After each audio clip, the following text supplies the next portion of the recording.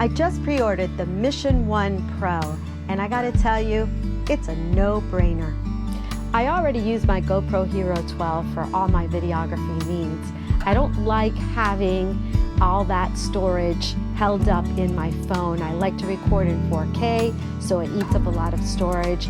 And so therefore, this is a way to keep it all in one place. I can download it when I want to and use the videos as needed. I also upload right into the Quik app.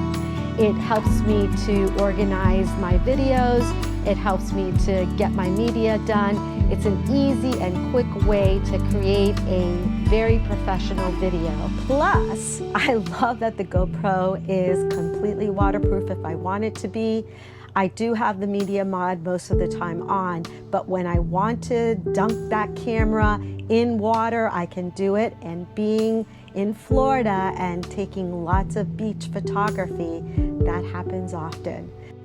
So when GoPro announced their new lineup, I had to jump in. I pre-ordered mine, can't wait to get it. This new Mission Pro has a 1-inch sensor with 8K video, a faster GP3 processor, longer battery life, bigger screen, better audio. It's basically everything I already love, just leveled way up.